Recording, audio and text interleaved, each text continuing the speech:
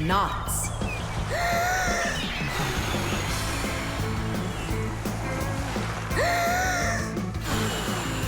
Nolik, there are pirates off the starboard side. Battery, fire! Hey, I'm not a pirate. Why'd you hit me? That's it. I'm tired of playing the wind. Where are my pirates? This looks great. Can I board your ship? And what are your skills? Tons, like protecting the ship and yelling hooray when we win. And how about good sea knots? Can you tie them? Ha! Of course I can tie them. Then tie up our treasure. And make sure it's good and tight. Pirates, prepare to attack! I got it. Whoa! That's done. Good enough. Hooray! It's good and tight. Now can you survive a storm? Without a doubt.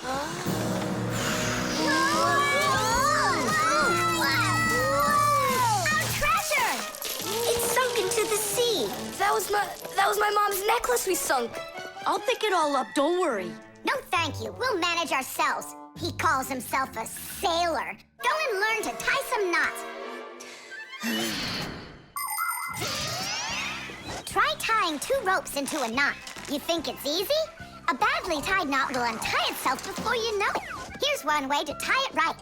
First, cross over the 2 ends like this. Now to finish the knot, you've got to cross them over again. But not this way. It's got to be in the opposite direction. When it's done, it looks like one loop inside another. This kind of knot is called a square knot. And it won't untie as long as you tie it right. And that's just one of the many kinds of knots a sailor has to learn.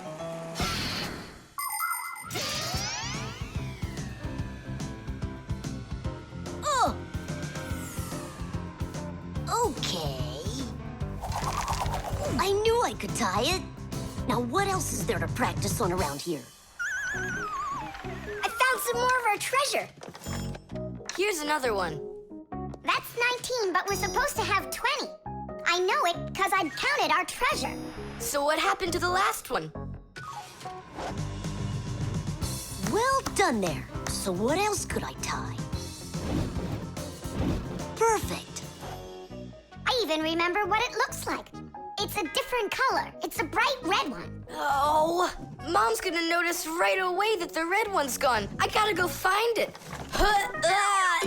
Yeah, I think it's on the floor. Who tied my laces together? I was just practicing, sorry. And what else did you tie up to practice your knots? Not sure you want to know. You're funny. Let's go untie them.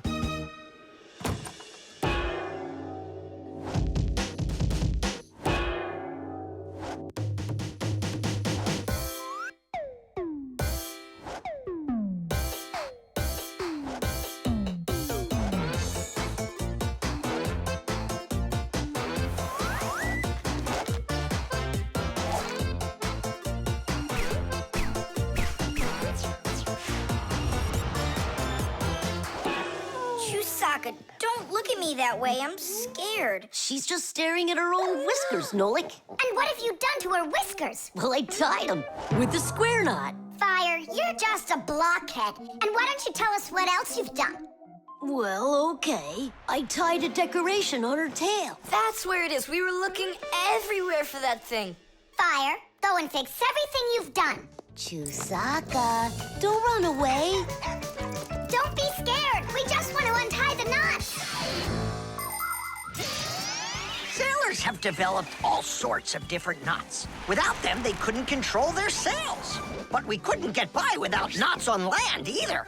Mountain climbers use tightly knotted ropes to help them climb and keep them safe. Fishermen tie hooks to their fishing line using special knots. You can't even pitch a camping tent properly without making a knot. When people sew, they tie knots in the thread to hold it in place. And doctors use knots when they stitch and bandage a wound. And a tie wouldn't be a tie if you didn't tie a knot in it. Sneakers won't fall off your feet. And the laces won't drag on the ground if they're tied with a proper knot. But sometimes things can get knotted up by accident. And that's one time when you don't need to know how to tie knots, but how to untie them. All aboard! Like that. thing left to do is tie a knot. Should I tie it? Are you sure it won't untie? You're joking. Why don't you go ask Chusaka if I can tie a knot like a sailor? The suction cup.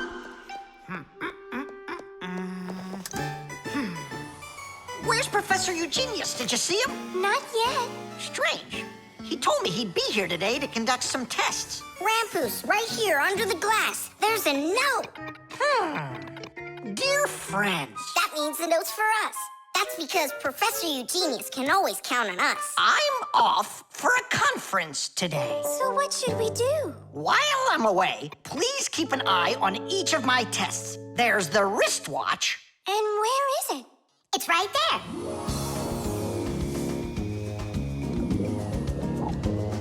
Look! How come the watch is in the water? So the fish can know what time it is? Nolik, don't be silly. This is the test he made for the watch. You see? It says water resistant right there on the back. That means that water shouldn't get inside of it. I see. So the professor needs to check if it will work underwater. Understand? Yep, I got it. The watch is working. So now, the doorbell test. We'll go look. It's over there.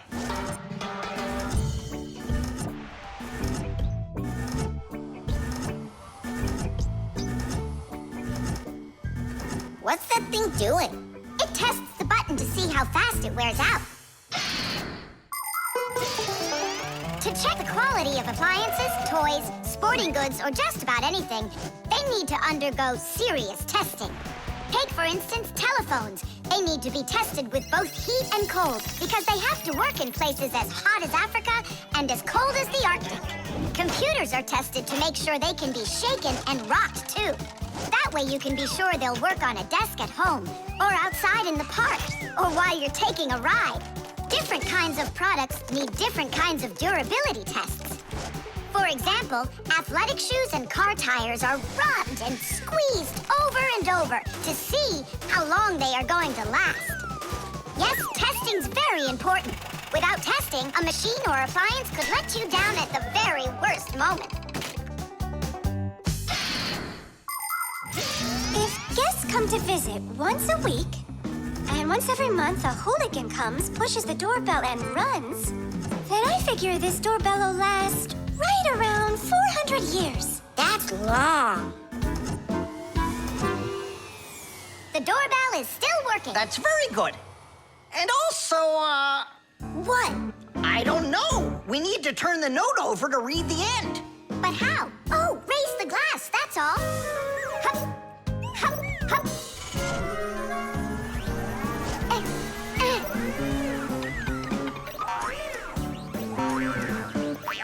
I can't get a hold of it.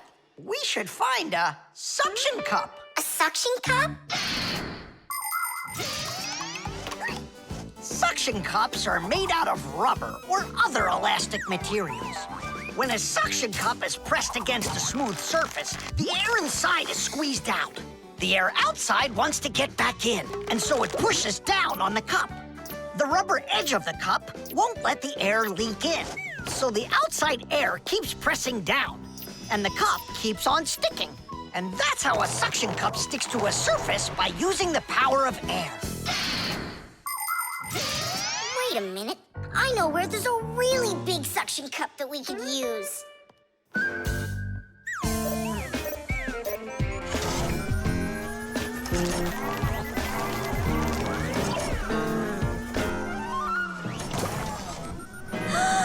That's a huge suction cup, Nolik. Stiddy! Well done, Nolik. Only we need to hurry before air gets under this suction cup and it unsticks. My suction cup will never unstick. Well, let's see what it says here. Simka, you'd better hurry. And make sure nothing gets broken here in the laboratory while I'm away. Huh, and what could get broken around here? Ah, the glass, look out!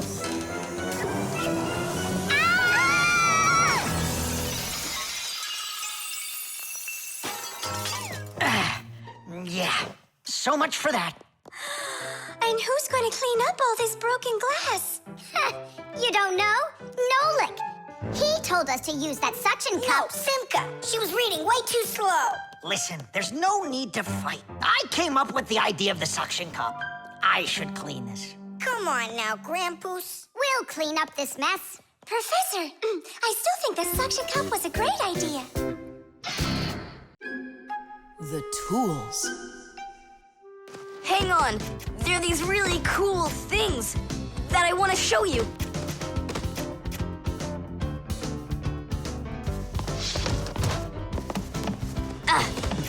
Whoa! Whoa, look how many things you got all at once. Your dad's gonna be so angry when he sees what you did with all of his tools. I'm gonna put them all right back where they were. And where were they? Open the box and you'll see. It's neat. There's a special place in there for each one of the tools. Try hammering in a nail or drilling a hole with your bare hands.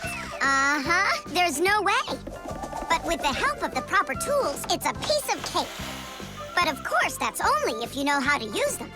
Tools need proper care. If the head of a hammer is loose or a drill is dull, then you shouldn't work with them. It's dangerous. And when you're done working, put the tools back in their places, or you'll be tearing your house apart trying to find them the next time you need them. Huh.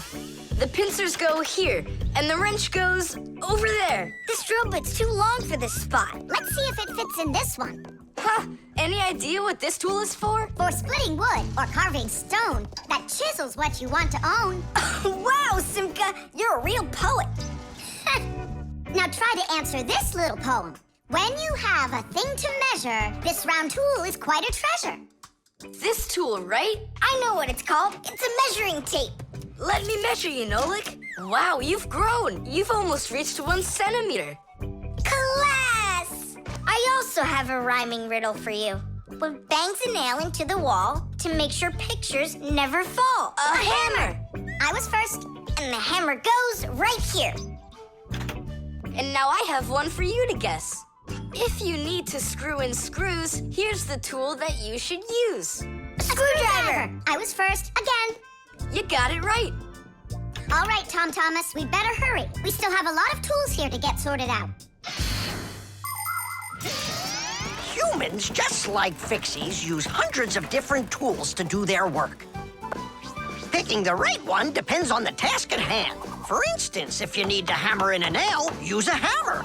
But you don't use a hammer for a screw. For that, there's a special tool called a screwdriver. A wrench is the tool for tightening nuts and bolts. A vise is used to hold a part in place, and a drill to drill a hole. If you need to cut a piece of wood, you should choose a saw. You could use a handsaw, for example, or a hacksaw. Different kinds of pliers can be used for snipping, gripping, or bending. If you need to smooth something down, you use a file. If you learn how to work with tools properly, you can build just about anything. Looks like we did it. Just in time. Oh, and how about this? Do you know what kind of tool that is? I don't know. There's no place for it in here. Just throw it out. Come on. And what if my parents use it? Looks like we did something wrong here. My dad came home. Tom Thomas! I'm in here. Hi there. Reading. Way to go, son. Huh? Oh! I don't get it. Where is it? What?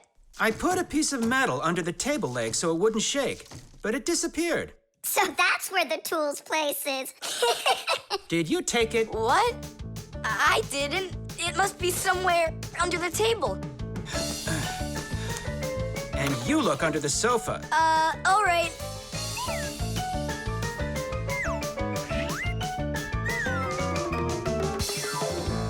What do you think he wants? He wants us to get that metal thing out of his dad's box. Come on, let's go. You got it.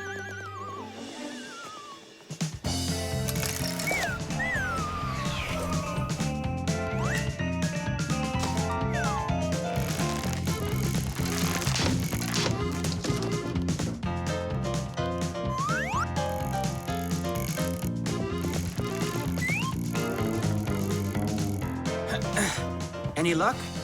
Uh-uh. Me neither.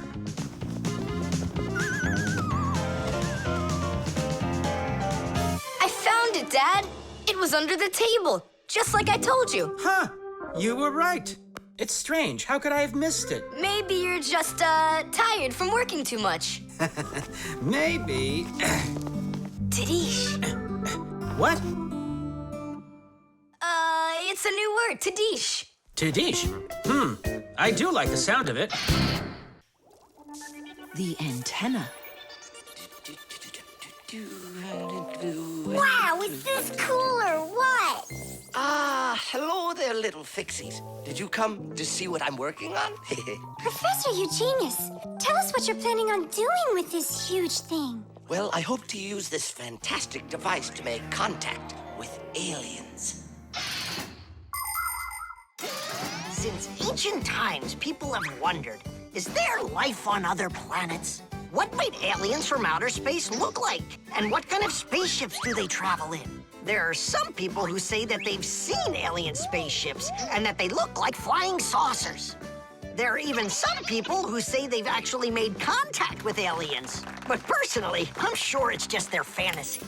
And science hasn't been able to prove any of these stories either. The one story that makes me laugh harder than all of the rest comes from a guy who claims that he saw aliens with his own eyes. Can you believe it? He said that there was a group of tiny aliens that look like humans with glowing hair. It seems to me that this guy just happened to spot a few Fixies who weren't able to hide from him in time.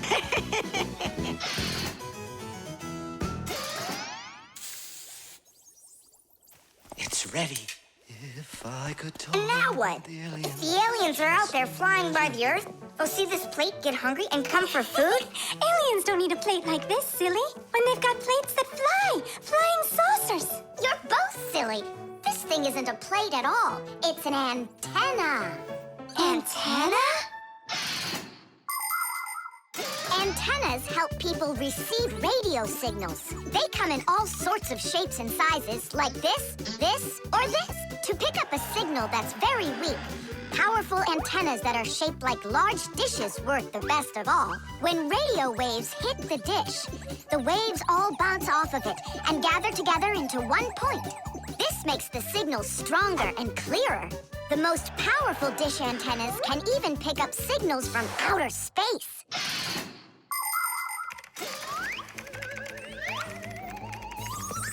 Nolik, stop!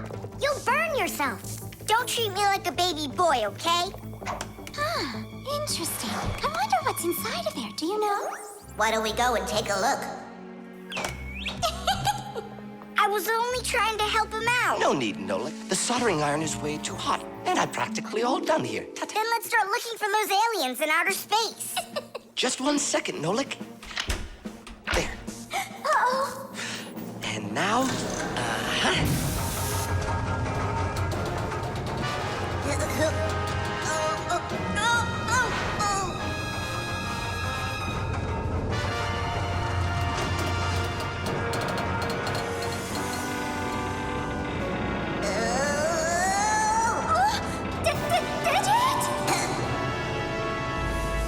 here we go.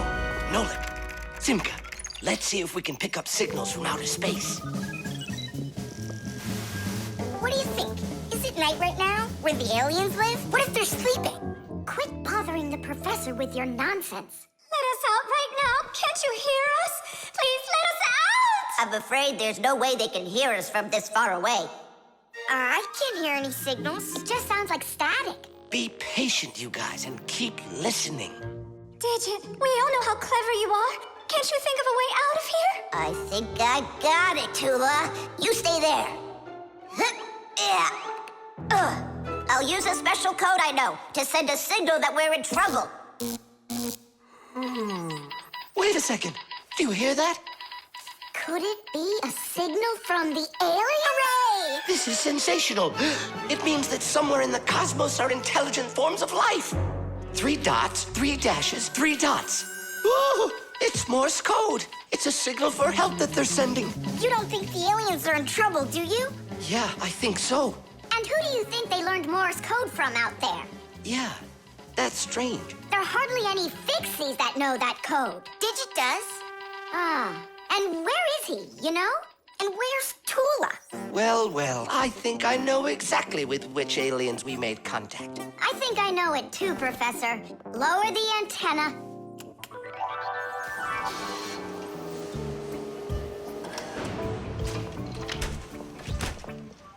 Greetings to you, oh extraterrestrial visitors. Hi there. It's good to be back. Oh, What a shame. I was really hoping that we'd find intelligent life forms out there. It's all right. At least we found two unintelligent ones. The draftsman. Pew! Ha! Huh? What? Hi there, Tom Thomas. What are you drawing? I'm not drawing. This is called drafting. What's the difference? Tell me, is that a circle? Sure is. And that? It's a circle, too. Only it's a rounder one. Of course. That's because I drafted it with a compass. And now I've got a real target. So now I'll load my dart gun. Whoa! Why'd you shoot that thing at me? It was the gun. I didn't even pull the trigger. What? Did it break? Let's open it up and see. There. This little part broke.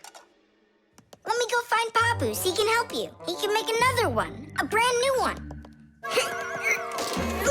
Wait, I can draft a technical drawing. Will Papoose understand how to read one of those? Are you kidding? Papoose is an expert at everything.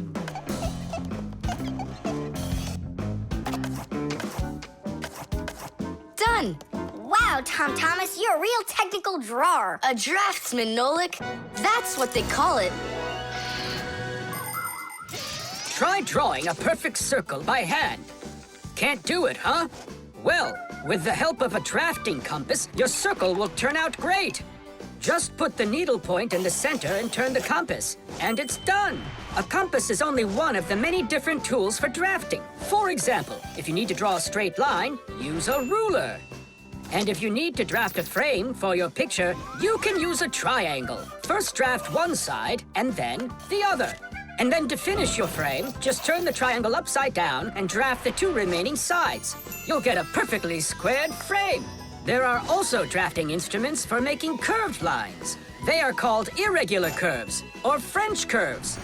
But actually, now people use computers more and more for drafting technical drawings. Papoose! Huh? What happened? We really need your help. One of the parts broke in Tom Thomas's dart gun. Could you make it? What kind of part exactly? Look, here's a technical drawing. So, you even got a technical drawing. Very good then, let's take a look at it.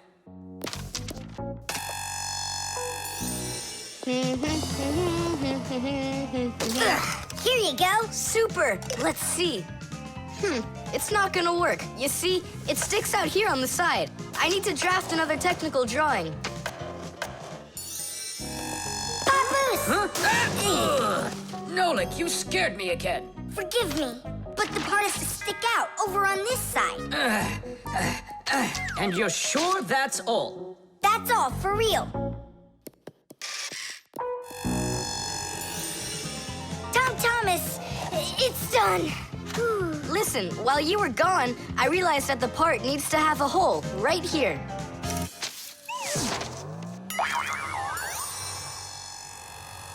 Papoose? Again? Sorry about this, but there's a hole in this thing, too. A technical drawing is a special kind of drawing. It has to precisely describe the thing that needs to be made. To do that, the drawing must be very accurately drafted and include all of the measurements. And that's not all. If the object is complex, it must be drafted from at least 3 sides, including the front, the side, and the top. You see? The object looks different from every side. So if you don't want to work over and over again, learn to draft correctly.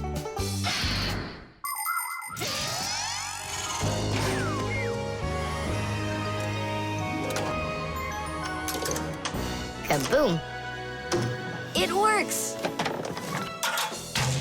Bullseye! And all thanks to our technical drawings. Yeah, after 3 tries, right? Some draftsman you are.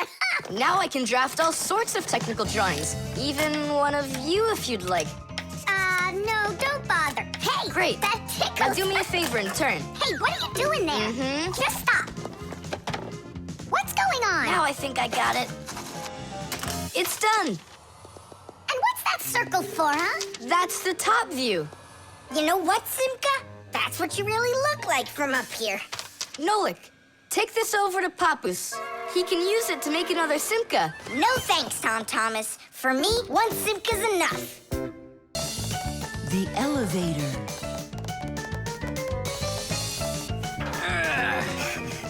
Papus, Marcia, we gotta hurry. How come? Tom Thomas is going to see the circus. And what? We want to go with him, can we? The answer's no. Just you kids without supervision. Who said no supervision? His parents are taking him there. We'll be careful, don't worry. They won't even notice us. Well, if Tom Thomas's parents will be there. Hooray! We can go! Wait a second. I didn't even say yes yet. Yeah. Simka, Nolik, where are you? We gotta hurry up. Tom Thomas, it's time to go. I'll be right there. We're ready. Climb into my hood. Ha! I know who's going to the circus today. Whoa! Huh? What just happened? I think that the elevator broke down. Don't you worry. Emergency operator. We got stuck in the elevator. Understood. Please wait. We'll have the elevator fixed within the hour. That long? That means we won't get to the circus on time. Tom Thomas, we'll go get Papus and Marcia. I'm sure they can fix it. People need elevators to help them get to the upper floors of tall buildings. When someone steps into an elevator and presses a button, the elevator's electrical engine starts up. It pulls the cable that is attached to the elevator cabin, and the elevator goes to the desired floor. The cable hangs over a wheel, and it usually has a heavy counterbalancing weight attached to the other end of it. This counterweight balances the elevator and helps the electric motor do its job.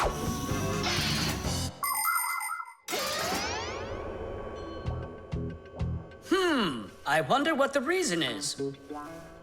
I think I see something over there that got stuck. Looks like you found the reason. We gotta go and fix it now, or we'll never get to the circus on time. You know, we can just have it right here.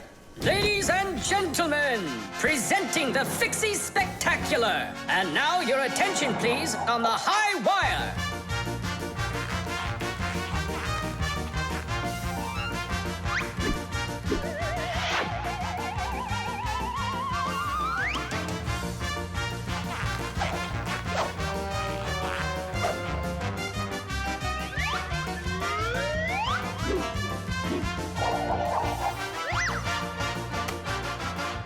Whoa!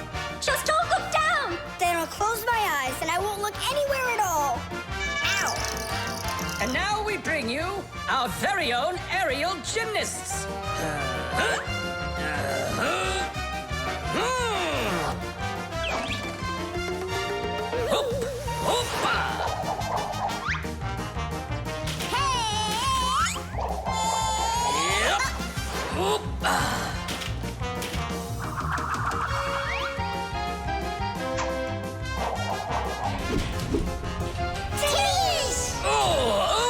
Tadish! Our next act, feats of strength. Won't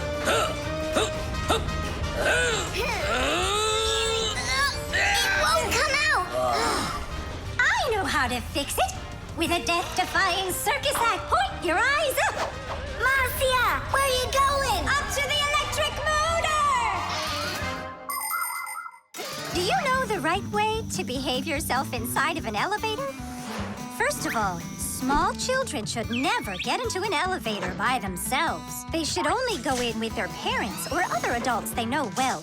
When getting onto an elevator, the adult should always enter first and then the child. When it's time to get out, it's the other way around. First the child leaves and then the adult. If you are taking a dog onto an elevator, make sure its tail and leash are completely inside so they don't get stuck in the door. And there's one more thing. If the elevator suddenly stops for some unknown reason, don't try to break out of it yourself. Press the button that calls the emergency operator and wait for help from the elevator repairmen. Or the Fixies.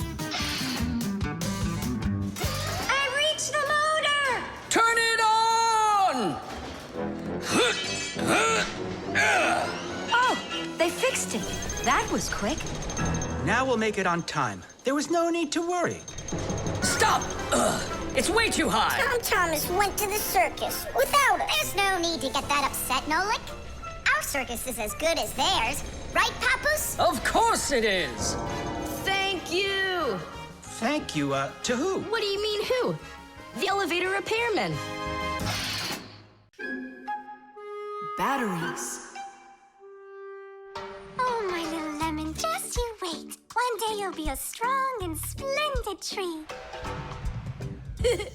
She's talking with a flower pot. Oh, you scared me. Do you like it? Like what? My seedling, don't you see? It will grow into a huge tree. And there, amongst the green leaves, will be beautiful yellow lemons. Class. From that thing? Lemons? Oh, yeah. It'll grow into a tree. All it needs for that is to gather energy. Get energy from where? From our sun. The sun? It'll be so slow. Oh, batteries would be faster than the sun. Batteries? I really don't think so. Tula, do you know how much energy they have? Let's just bury a bunch of those batteries in here, and you'll be watching your lemon plant shoot up into a tree. Are you positive? Absolutely. And where can we get the batteries? Over there. Professor Eugenius has a whole box full of them.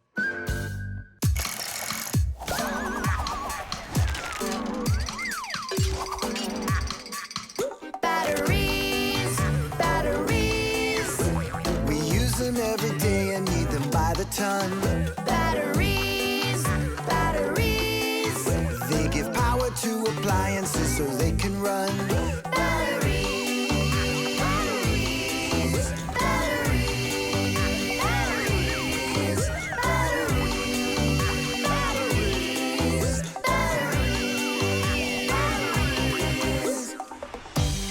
That does it. We'll be seeing the first lemons before the week's over. The first battery in the world was made in Italy more than 200 years ago. When two different kinds of metal were placed in salty water, electricity started flowing through a wire from one piece of metal to the other. Many years have passed since then, but batteries still work in pretty much the same way. Today, you can find batteries being used for electricity just about everywhere. Tiny batteries are used inside of wristwatches, while big batteries can power cars and even ships. With new batteries being produced by the millions, we have to think, how should we get rid of the old ones? You can't just throw away batteries because they'll poison our soil and water. The best way to dispose of batteries is to take them to a special collection station that sends them to factories for recycling. Yes, it's a terrible idea to bury batteries. You can kill any plants that are growing there. And this is the very reason why Professor Eugenius puts all of his used batteries in that box over there, so he can dispose of them properly. Hey, where are they? Oh, my seedling. We harmed you. What? Where are the batteries? They're in the flower pot. How come? So the lemons would grow faster. From the batteries? Who came up with that idea? It will die! Hurry! We gotta go save it! The soil's contaminated. We've got to find a new home for the seedling. But where? Over there. There's a pot with healthy soil. Let's do it! Batteries, batteries. They come in different sizes, shapes, and colors too. Batteries, batteries. Could be yellow, might be green, or maybe red.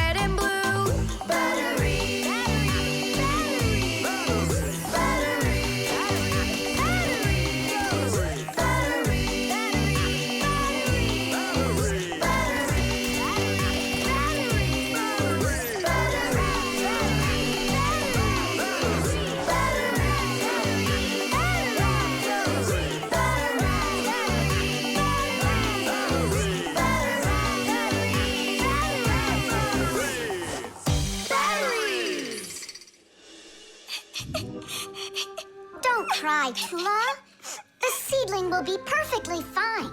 It will grow big and strong with branches full of beautiful lemons and oranges. And watermelons. It's a lemon tree fire. Will you ever stop going too far, like with the batteries? Well, anyhow, batteries are cool, right? Look how many appliances can't work without them. You're right. Appliances can't work. Look, the seedling's coming back to life. It really is. Tula, tell us, isn't it splendid? Splendid. The baby monitor.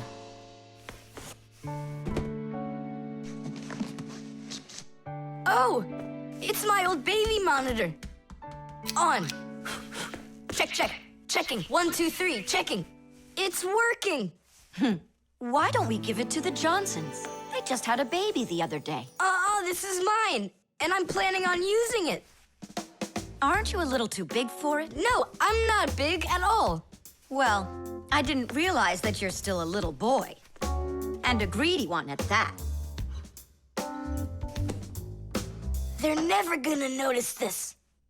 Hey, Fixies, are you here? We're here now. Why did you call us? I gotta show you how I turned into a mind reader.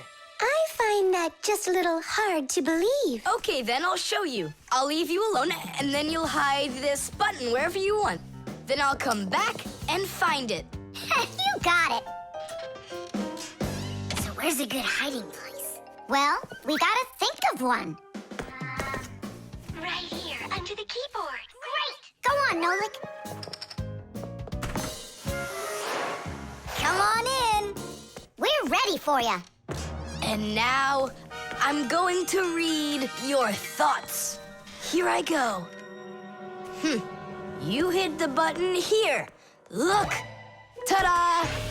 He really does read minds. Oh, that was a lucky guess. Bet you can't do it again. Well, I bet you I can. We're gonna have to be sneakier. Verda, she's the most beautiful girl in our class. She knows it, too, and doesn't hesitate to use it. She can even be a bit sneaky, like when she needs help with her homework. Then Digit suddenly becomes her best friend. But if she doesn't want to carry her pack-a-mat, she'll say, "Fire, please help me. You're just such a strong Fixie." But all us boys like her just the same. Digit does, and Nolik does, and I guess I do, too. Although, I really like Simka more. Or maybe Verda. Or both of them. I haven't decided yet. Verda can be difficult and even bossy sometimes. But one thing I know for sure, Verda's a good friend. A friend that'll always come help. Well, that is if she's able to pry herself away from the mirror. I think that we should throw it down into this pencil cup. But then we concentrate on another place. That is good, but it won't work, Fixies. Come on in.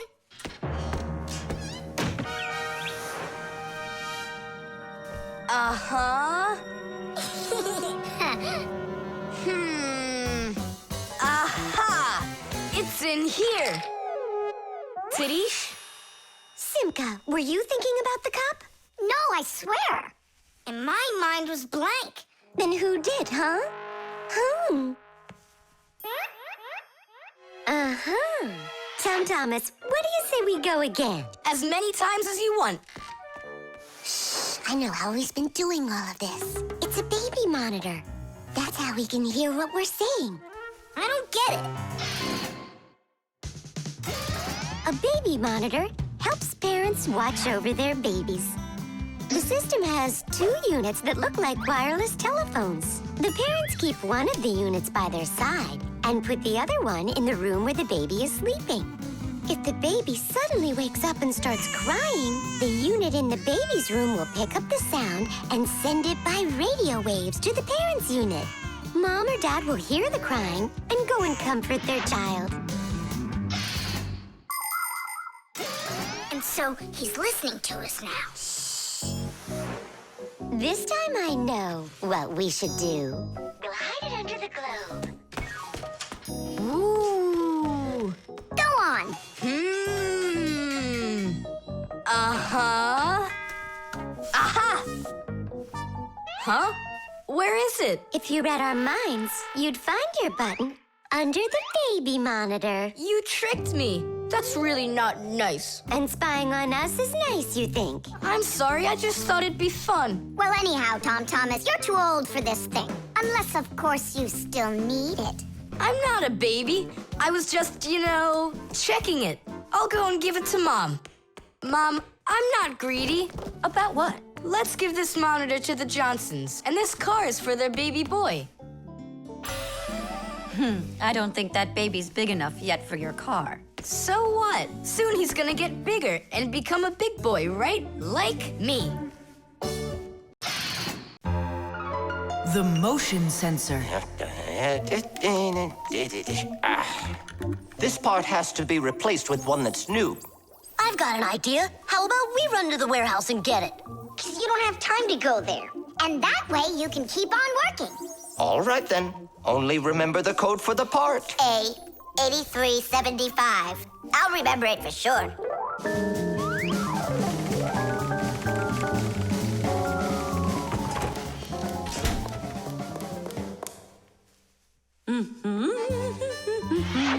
Why is Elisa always there at the wrong time? Do we have to wait till she goes away?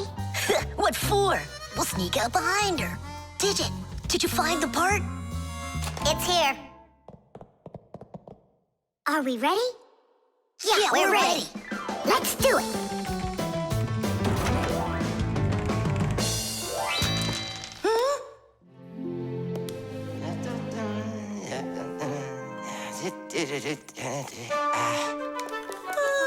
Professor Eugenius, you're in here. Do you know why this door just opened? And closed by itself? Of course I know, Elisa. It's because I converted it into an automatic one. You see, I installed a motion sensor above it. A motion sensor is like an electronic eye that watches everything that moves in front of it. Did you ever wonder how doors open by themselves at places like stores or at the airport? They open with the help of motion sensors. If the sensor sees that someone walks up to the door, it sends a signal to the door's electric motor. The electric motor opens the door and then automatically closes it after the person walks through it.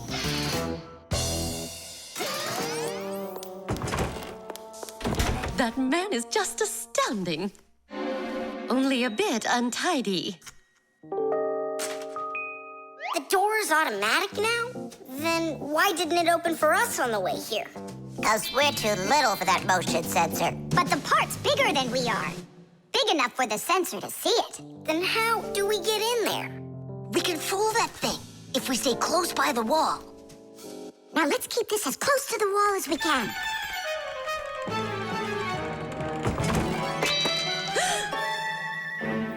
This door is a little too automatic. And these parts are here again. Didn't I put them away?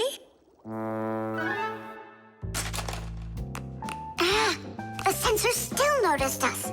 Here's what we gotta do. Let's break it. Why do we gotta break it? All we have to do is deactivate the unit. Sensors are used to help people in all sorts of different situations. For instance, motion sensors notice when someone is moving so they can automatically open a door or turn on a light. Some automobiles are equipped with rain sensors. If it starts raining or snowing, the sensor automatically turns on the car's windshield wipers. There are also sensors that react to how much light there is. In the evening, when it gets dark, light sensors can be used to turn on street lamps. And in the morning, when it gets light again, the sensor switches them off. A smoke detector can sense when there's smoke inside. The sensor can be used to turn on a fire alarm or even an automatic fire extinguishing system.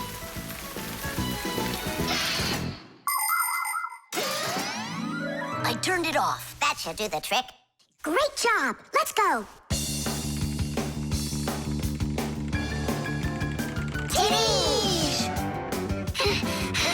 Professor Eugenius, mission accomplished. Well done, Fixies. Actually, not that well. This part here is A7583. Uh-huh. And I asked for A8375. Digit, didn't you say you knew the code number? I did know it, but somehow forgot it.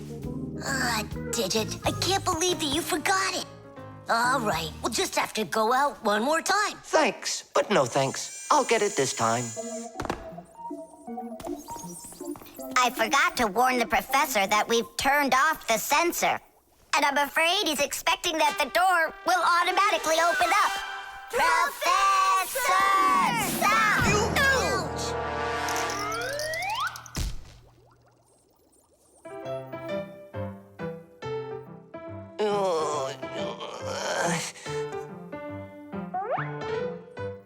Forgive us, we didn't mean it.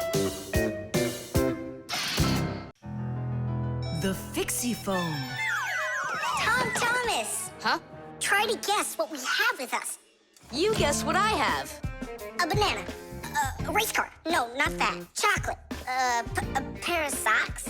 Ha! Do you give up? My dad bought a new phone for himself and gave me his old one. He said I can keep it. Oh, wow. And what have you got? Look! Ah, you got a telephone too. It's better than that. This is a Fixie phone. Papu's got himself a new Fixie phone. And he gave this old one to Simka. And can you make calls on it? Take a guess. Come on, let me show him.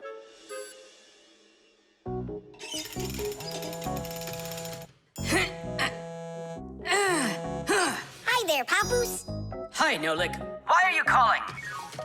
Just to say hi. Nolik, don't just call me if you know I'm working. All right.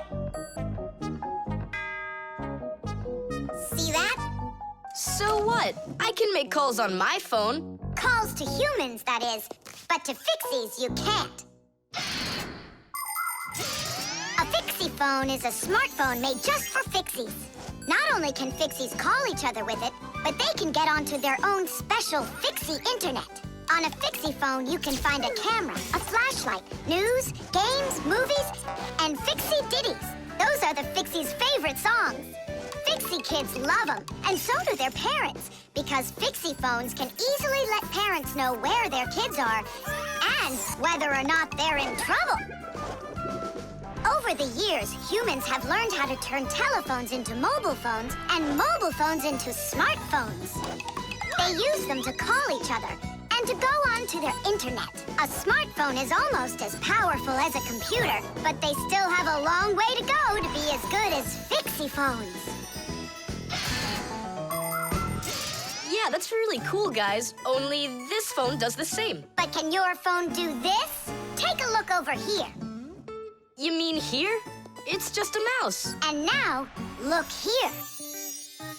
Whoa! But he's not on there. But look, he's here. And that's not all. Watch. A mouse helps the user navigate around the computer. And when we move it... You get it? No one else can see the Fixie except for you. And he can help you. Super! Oh, it'd be great to have my own Fixie phone. What are you talking about? You're not a Fixie. What a shame. I'm off to school, guys. He gets so upset. He even forgot to take his phone. I have an idea.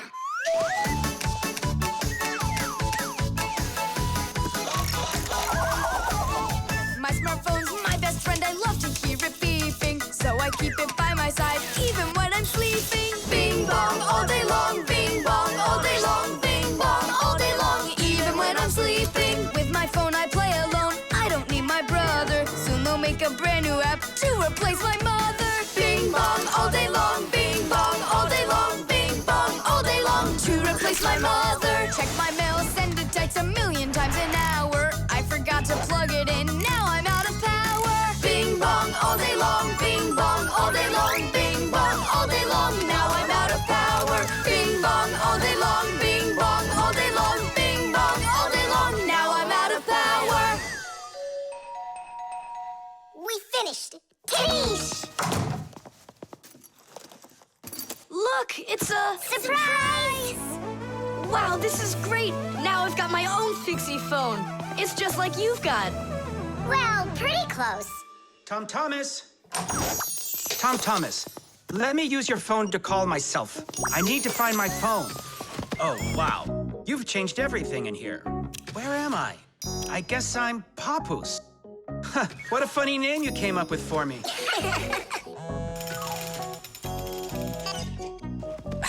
Nolik, just stop. I don't have time for you fooling around. What? Who is that?